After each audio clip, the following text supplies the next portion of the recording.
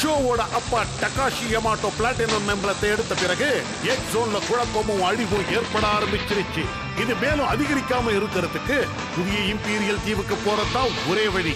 ஷோவும் அவனுடைய நண்பர்களும் புது புது திட்டங்களை போட்டு இந்த புது இம்பீரியல் தீவை தாக்க முற்படுறாங்க. எனக்கு ஒரு விஷயம் ஞாபகத்துக்கு வருது. அதுக்கு எதுக்காக இப்படி கத்திட்டு இருக்க?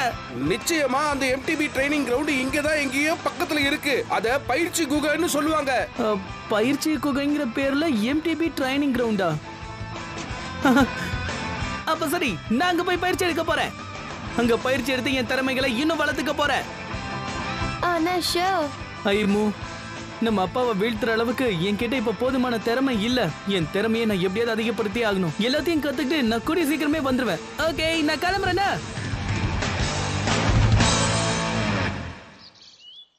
தி legendary training ground shows special training. ஆமா, நீ பில்டப் கொடுத்த அளவுக்கு இந்த ட்ரைனிங் கிரவுண்ட் அவ்வளவு பிரபலமானதா என்ன? அதுல என்ன சந்தேகம்? ஒரு பழங்கால ஹீரோ தன்னுடைய திறமைகளை வளர்த்துக்கிறதுக்காக இதை உருவாக்குனாரு. ஒரு ஹீரோ உருவாக்குறதுனால இது நல்லதுதான். அதனால தப்பா எதுவும் நினைக்காத. இது நிச்சயமா உனக்கு நல்லதுதான் செய்யும்.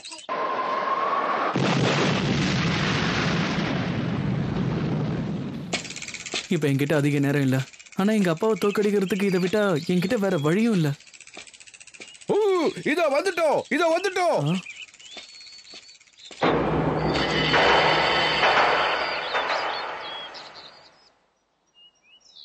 இதோ இதுதான் பயிற்சி குகை.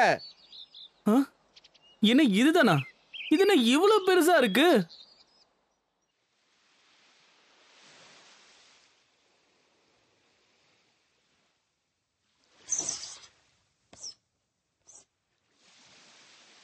பாருங்க, இதுதான் என் திட்டம். நாம எல்லாரும் ஒன்னா சேர்ந்து புது இம்பீரியல் தீவுக்கு போலாம். டகாஷி கிட்ட இருந்து எக்ஸோனை நம்ம காப்பாத்துவோம். என்ன புரியுதா? புரியுது.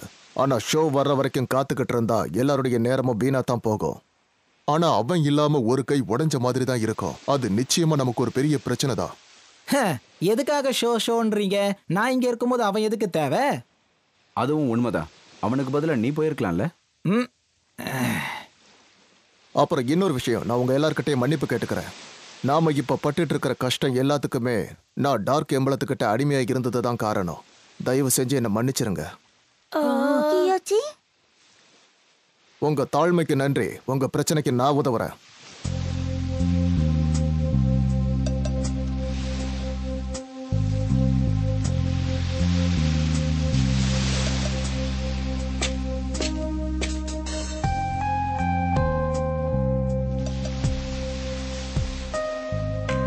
அண்ணா, நாங்க 2 பேரும் போய் அங்க ஷோ என்ன பண்றான்னு பார்த்துட்டு வரோம். நீங்களும் வரீங்களா? இப்பவே போறீங்களா? ஆமா, அவனை நினைச்சா எங்களுக்கு கவலையா இருக்கு. நம்மள பார்க்காம அவனும் இப்ப வருத்தத்துல தான் இருப்பான். அவனோட பயிற்சியை ஒழுங்கா பண்றானான்னு கூட எனக்கு தெரியல. இந்த மாதிரி நேரத்துல உங்களை விட்டு போறதுக்கு மன்னிச்சிருங்க. ஆனா ஷோ இப்ப ரொம்ப கஷ்டத்துல இருக்கான். இப்ப நாங்க அவன் கூட இருக்கிறதா நல்லது. அதான் போறோம். ஆனா அவனோட பயிற்சி முடிஞ்சதும் நாங்க அவனோட திரும்பி வந்துடுறோம். நிச்சயமா வந்துடுறோம். எங்களை நம்புங்கண்ணா. நல்லாவே புரியுது. நீங்க அவனை போய் பாருங்க. அதோட அவன் பயிற்சியை நல்லா செய்யறானான்னு கவனியுங்க. ரொம்ப நன்றி அண்ணா. முடிஞ்ச வரைக்கும் சீக்கிரம் அங்க திரும்பி வர சொல்லுங்க. உங்களை நான் இம்பீரியல் தீவுல பாக்குறேன்.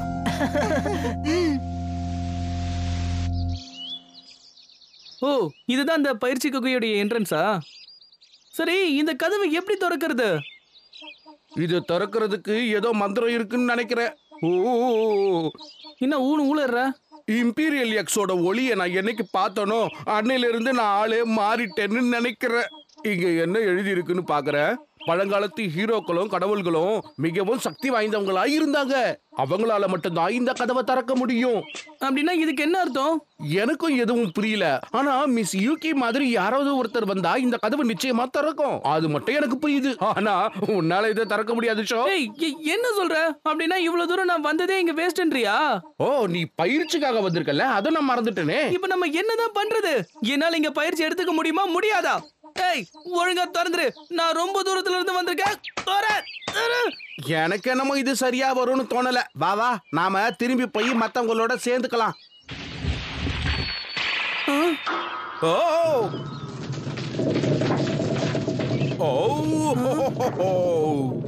என்ன இது இது தன்னால திறக்குது. எனக்கு புரிஞ்சிடுச்சு இங்க என்ன நடக்குதுன்னு தெரியுது. என்ன லபோ திபோன்னு கத்துனதால மயக்கமே வந்துருச்சா? எனக்கு என்னமோ நான் கடவுளோட தூதரோன்னு தோணுது. என்னது? ஏன்னா நான் கடவுளுடைய செய்தியை மனிதர்களுக்கு சொல்றேன். அப்படின்னா நான் கடவுளுடைய தூதன் தானே. அடங்கப்பா, உனக்கே தெரியும் நான் சாதாரண ஒரு ஆந்தை இல்ல. பறவைகள்லயே ஒரு வித்தியாசமான பறவை. கடவுள் என்ன இதுக்காக தான் உருவாக்கி இருக்காரு. என்ன அற்புதம், நான் கடவுளின் தூதுவன். ஒரு நிமிஷம், ஒருவேளை நானே கூட கடவுளா இருக்கலாமோ? அதேதான், நான் ஒரு ஆந்தை கடவுள். நான் ஒரு ஆந்தை கடவுள். கொஞ்ச நேரம் கத்தாம இருக்கியா? கடவுள்னா எல்லாருக்கும் உபயோகமா இருப்பாங்க. ஆனா நீ ஒருத்தருக்கும் உபயோகமே கிடையாது. உபத்திரம் தான். என்ன சொன்ன? முதல்ல மரியாதை கொடு, இல்லைன்னா நான் உன்னை பொம்மையா மாத்திடுவேன். கொஞ்ச நேரம் சும்மா இருக்கியா? இப்ப விளையாடுறதுக்குலாம் நேரமே கிடையாது.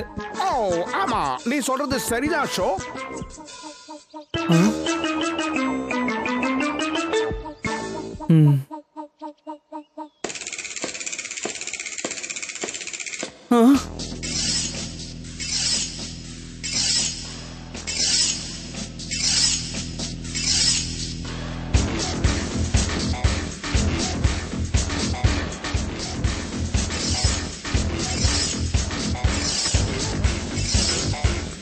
இதுதான் நீ சொன்னதா? இதுதான் அந்த MTB ட்ரைனிங் கிரவுண்டா? நிச்சயமா இது அதுவா தான் இருக்கணும். என்னப்பா இதோட ஃபினிஷிங் லைன் உச்சில இருக்கு. உன்னால இதை செய்ய முடியும்னு தோணுதா? இது வரைக்கும் என்னால முடியாதுன்னு நான் எதுவுமே நினைச்சது கிடையாது. Let's go! பறக்க தயாரா இரு ஃப்ளேம் கைசர். ஜெயிப்போங்கிற நம்பிக்கை எனக்கு இருக்கு. அதை எப்படியாவது நிரூபிச்சு காட்ட வேண்டியது உன்னுடைய பொறுப்பு. Hidaten, go!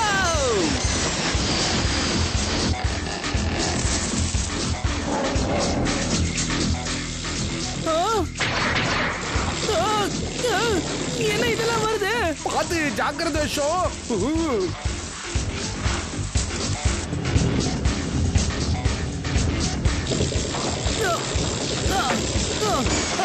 இப்பதான் புரியுது. இதோட முதல் ஸ்டேஜை நான் தாண்டிட்டேன்.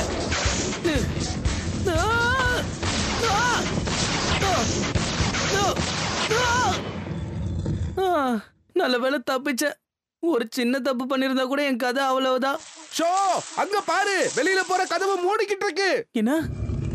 நீ சீக்கிரமா போலனா கதவு ஒரேடியா மூடிடும். என்ன சொல்ற? இந்த மாதிரி எல்லாம் நடக்கணும் முதல்ல சொல்லவே இல்லையே. நீ இங்க ஆரம்பிச்சா நிக்கவே கூடாது, ஓடிக்கிட்டே இரு.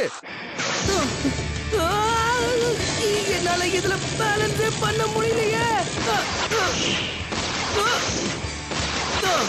சீக்கிரம் போ ஷோ, உனக்கு நேரம் குறைவா தான் இருக்கு.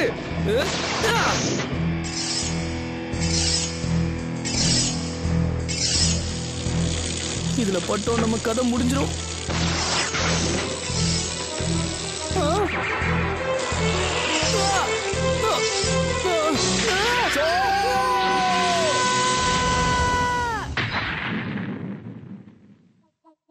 ஓ, என்ன ஆச்சு? உனக்கு ஒண்ணும் ஆகலையே?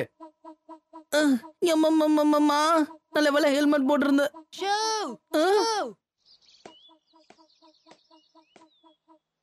என்ன கக்கீரும் மக்கோட்டவும் வந்திருக்காங்க. ஏய், நீங்க எப்படிங்க இங்க எதுக்காக வந்தீங்க? அது வந்து உன்னை விட்டுட்டு எங்களால இருக்க முடியல, வந்துட்டோம். இது வெறும் பயிற்சியா இருந்தா கூட இப்போ வண்டிக்கு சில ரிப்பேர் பண்ண வேண்டியிருக்கு. உங்களுக்கு எப்படி தேங்க்ஸ் சொல்றதுன்னே தெரியல.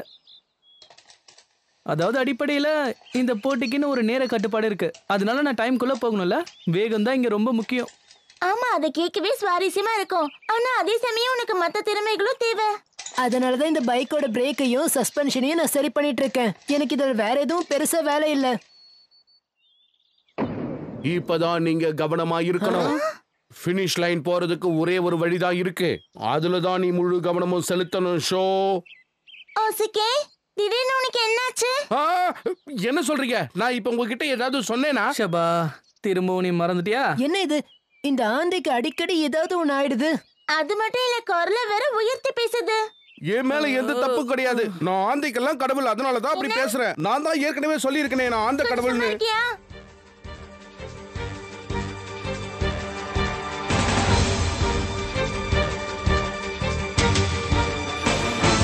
எப்பவும் எப்பவும் அமைதியா யோசிக்கணும், சரியான வழியை தேர்ந்தெடுக்கணும். சரியான வழியா? நீ போற வழி எப்படி இருந்தாலும் சரி, கரடு முரடான பாதையாக இருந்தாலும் சரி, கவனத்தை சிதற விடாத. அதுல நீ சரியான வழியை தேர்ந்தெடுக்கணும். நான் நிச்சயம் அதை கண்டுபிடிப்பேன்.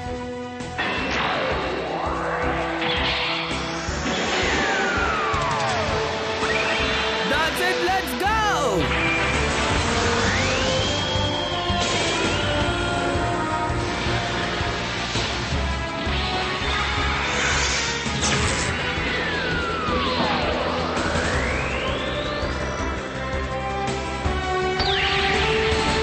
Hidaten! Go!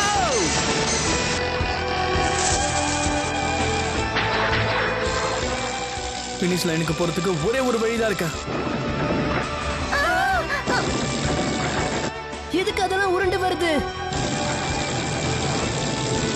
இப்பதான் புரியுது. இந்த பாறையெல்லாம் கடந்தாதான் அவனால அந்த இடத்துக்கு போய் சேர முடியும். இவன் ரேஸ முடிக்க வேண்டிய இடம் நேரா தான் இருக்கு.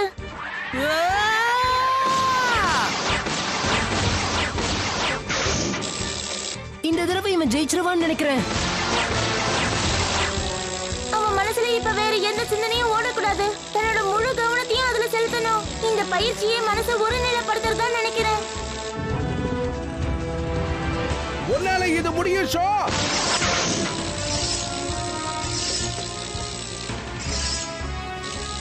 எப்பவும் அமைதியா யோசிக்கணும், சரியான வழியை தேர்ந்தெடுக்கணும். நீ போற வழி எப்படி இருந்தாலும் சரி, கரடு முரடான பாதையாக இருந்தாலும் சரி, கவனத்தை சிதற விடாத. கிட்ட நெருங்கிட்ட.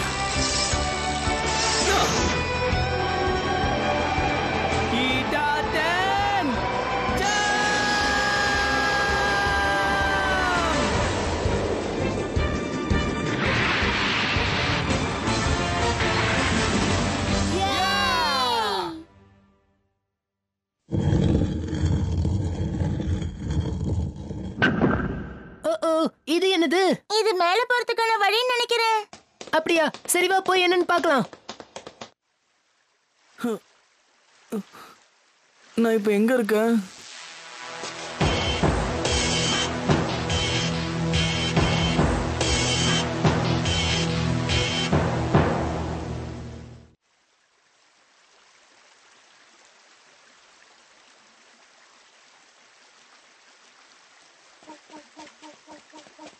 வாவ், எவ்வளவு அழகான ஒரு இடம். ஆமா, ரொம்ப அழகா இருக்கு. ஒருவேளை இது இன்னொரு எம்டிபி ட்ராக்கா இருக்குமோ? இப்பதான் நம்ம ஒரு உண்மையான பயிற்சி மைதானத்துக்கு வந்திருக்கோம். அப்படின்னா அது வெறும் என்ட்ரன்ஸ் எக்ஸாம் தானா? இங்க வரதுக்கு நமக்கு தகுதி இருக்கான்னு சோதனை பண்ணாங்களா?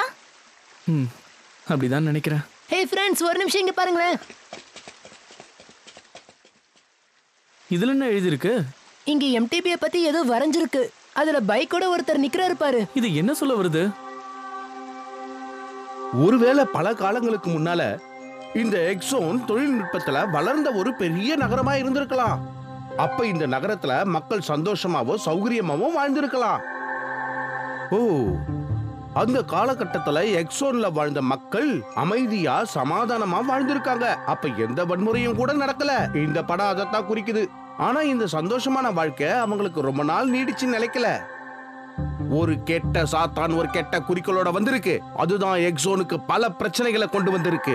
ரொம்ப காலத்துக்கு முன்னாடியே அது இந்த இடத்தை ஆக்கிரமிச்சு எல்லாரையும் பயமுறுத்தி இருக்கு. இந்த ஜோனோட சக்தியை பறிச்சு தொழில்நுட்பத்தையும் கெடுத்திருக்கு. ஆனா இந்த சாத்தானை அழிக்கிறதுக்காகவும் ஒரு இளைஞன் புறப்பட்டு வந்திருக்கான். அந்த இளைஞனோட வண்டிக்கு சக்தியும் எரிபொருளும் தேவையில்லாம இருந்திருக்கு. அவன் அதை காலாலேயே மிதிச்சிருக்கான். அவன் அந்த சாத்தானோட போட்டியிடுறதுக்காக சவால் விட்டுருக்கான். அதுக்கப்புறமா அவனை நிறைய பேர் பின்தொடர்ந்து வந்திருக்காங்க. அதே சமயத்துல சாத்தான் தன்னை எதிர்த்தவங்களை வீழ்த்துறதுக்காக ஒரு புது ஆயுதத்தை கையில எடுத்திருக்கான். ஆனா அதை கண்டு பயப்படாம அந்த இளைஞன் சாத்தானை எதிர்த்து போராடி இருக்கான். எப்படியோ அவன் சாத்தானையும் வீழ்த்தினான். அந்த சாத்தான் வீழ்ந்தாலும் அவனுடைய கோபமும் அகங்காரமும் அடங்கல. அதனால எக்ஸோனுக்கு அவன் இருளை கொண்டு வந்தான். ஆனா அந்த இளைஞன் அந்த கோபத்தோட அடித்தளத்தை கண்டுபிடிச்சு அங்க அமைதியை நிலைநாட்டினான். இதுக்கெல்லாம் அப்புறமா இந்த பகுதியை சேர்ந்தவங்க ஒரு புது யுக்தியை கண்டுபிடிச்சாங்க. அது நல்ல சக்தியையும் கெட்ட சக்தியையும் ரெண்டா பிரிச்சிடும். அது வேற ஒண்ணும் இல்ல, இந்த வண்டி தான். அதுதான் இம்பீரியல் எக்ஸ். இம்பீரியல் எக்ஸ் தான் இதுவரைக்கும் எக்ஸோனை சமநிலைப்படுத்தி இருக்கு. இம்பீரியல் எக்ஸ் இருந்ததால தான் விழுந்து கிடந்த எக்ஸோன் எழுந்து இப்ப செழிப்பா மாறி இருக்கு. ஆனா அந்த சாத்தானோட கோபம் நிச்சயமா ஒரு நாள் சிறையில இருந்து வெளியில வரும். அது இந்த உலகத்துக்கு அழிவை ஏற்படுத்தும். இது ஒரு நாள் நிச்சயமா நடக்கத்தான் போகுது. இதுதான் அந்த நேரம். இப்ப அந்த சாத்தானுடைய கோபம் சிறையில இருந்து வெளியில வந்துகிட்டு இருக்கு. இது முக்கியமான நேரம். இந்த நேரத்துல நாம யாரும் அஜாக்கிரதையா இருந்துடக்கூடாது. யோசிக்கே, உண்மையிலே நீ யாரு? என்ன கேக்குறீங்க? இது வரைக்கும் நான் ஏதாவது பேசிக்கிட்டு இருந்தேனா? திரும்பவும் மறந்துட்டியா? ஓ, என்னமோ தெரியல, ரொம்ப தாகமா இருக்கு. யாராவது குடிக்க கொஞ்சம் தண்ணி வச்சிருக்கீங்களா? அந்த சாத்தானுடைய சாபத்தால தான் இவ்வளவு நடந்துட்டு இருக்கு. நீ இப்ப என்னதான் நினைக்கிற? அந்த சாத்தானால தான் இப்ப உங்க அப்பா பிடிக்கப்பட்டிருக்காரா?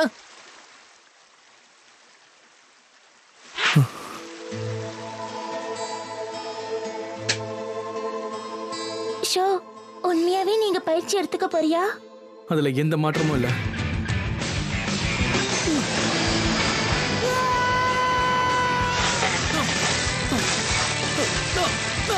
இது ரொம்ப ஆபத்தானது. ஆனா இந்த ஆபத்து தான் எனக்கு ரொம்ப பிடிச்சிருக்கு. எப்படிப்பட்ட கரடு முரடான பாதையில நீ போனாலும் ஜெயிக்கிறதுக்கான வழியை கண்டுபிடிக்கணும். சரியான வழியை கண்டுபிடி. எதுக்கு நீ பயப்படாத. என்ன இந்த ரேஸுக்கு தேவைப்படுறது இதுதான்.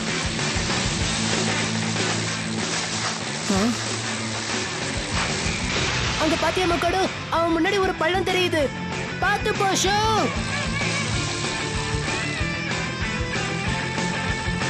அவன் எதுக்காக நிறுத்தாம போறான்? எதுக்கும் பயப்படாத. சக்கரத்தோட முன்பக்கத்தை தூக்கு. உன்னுடைய எடையை இப்ப நீ அங்க பரப்பணும்.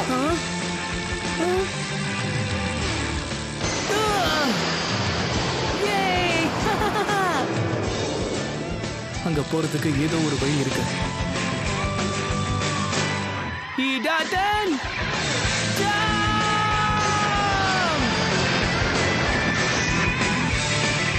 என்ன இவன் இன்னும் கூட வண்டியை ஓடிட்டு இருக்கான்? நிக்காத, போயிட்டே இரு.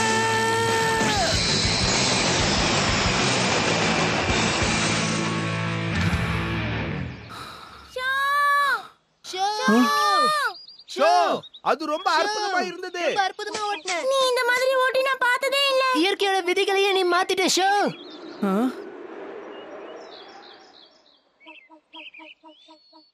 ஷோ, என்னால இத நம்பவே முடியல. இது உன்னோட வழக்கமான பைக் இல்லதான். இருந்தாலும் இத நீ ரொம்ப அற்புதமா கையாண்டு இருக்க. ஆனா இதெல்லாம் போதாது. ஆமா, இது மட்டும் போதாது. இவ்வளவு நேரமா சின்ன வயசுல எங்க அப்பா எனக்கு சொல்லி கொடுத்த நுணுக்கங்களை தான் நான் இங்க செஞ்சுட்டு இருந்தேன். உண்மையை சொல்லணும்னா இதுல என்னுடைய பங்கு எதுவுமே கிடையாது. இதுல நான் ஜெயிச்சதுக்கும் எங்க அப்பா தான் காரணம்.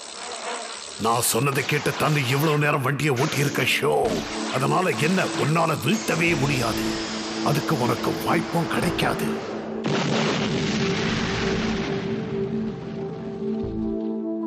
இதை மறுக்கவே முடியாது. இப்ப வரைக்கும் நான் எங்க அப்பாவுடைய நிழல்ல தான் நின்னுட்டு இருக்கேன். கூடிய சீக்கிரத்துல என்னுடைய சொந்த ஸ்டைல்ல நான் எம்டிபி ஓட்டலனா வர ரேஸ்ல கண்டிப்பா என்னால எங்க அப்பாவை தோக்கடிக்கவே முடியாது. ஷோ,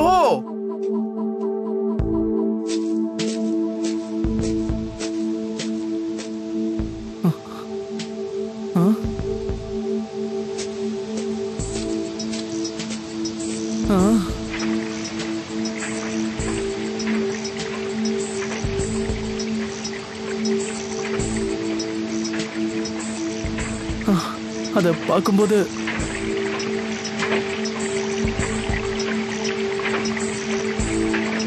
அங்க ஒரு கோல் போஸ்ட் இருக்கு. ஒருவேளை அதுதான் ஃபைனல் ட்ராக்கா?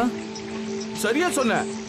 உன் பயிற்சியோட கடைசி நிலை அதுதான். அதனால அது நிச்சயம் கடினமா இருக்கும். அங்க ஒரு பெரிய அருவி வேற கொட்டிட்டு இருக்கு. என்னால எப்படி அது மேல ஏற முடியும்?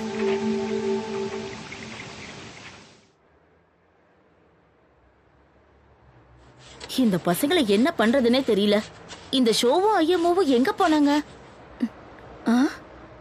அது என்னது?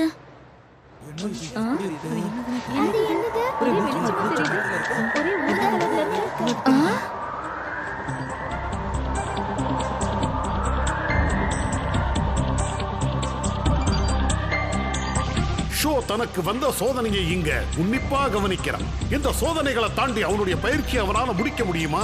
அதே நேரம் உண்மையான உலகத்துல ஏதோ ஒண்ணு வித்தியாசமா தெரியுது. உண்மையான உலகத்துக்கு இப்போ ஏதாவது பிரச்சனைகள் வந்திருக்கா யாருக்கு தெரியும்? ஆனா எக்ஸோனுடைய கடைசி நாட்கள் நெருங்கிக்கிட்டு இருக்குன்னு நல்லா தெரியுது.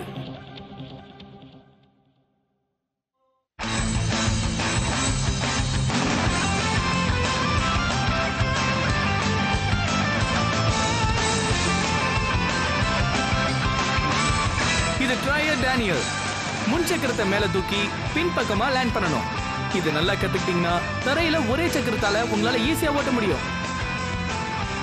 இதுதான் ஜம்ப். ஜம்போட உயரத்தை நம்ம ஆங்கிளால கணக்கிடுறோம். ஹேண்டில் பேரை எவ்வளவு தூரம் நம்ம தூக்குறோமோ அந்த அளவுக்கு நம்மளால ஜம்ப் பண்ண முடியும். புகழ்பெற்ற மைதானத்துல ஷோ தன்னுடைய பயிற்சியை தொடர்றான். ஒரு பழங்காலத்து ஹீரோ எக்ஸோன் அங்க காப்பாத்தி இருக்காரு. இப்போ ஷோ அங்க இருக்கிற ஒரு அருவிக்கு முன்னால தன்னுடைய கடைசி சோதனையை சந்திக்கிறான். ஆனா டார்க் எம்பளத்தால் கட்டுப்பட்ட இம்பீரியல் எக்ஸ் அங்க வராங்க. அவங்க கூட ஷோ இடாட்டன் பேட்டில் ஆரம்பிக்கிறான். இடாட்டன் ஜம்பில் அடுத்து வருவது ஒரு அருமையான சக்தி, ஒரு அற்புதமான சக்தியின் வெளிப்பாடு. புறப்பட ஃப்ளேம் கைசர்.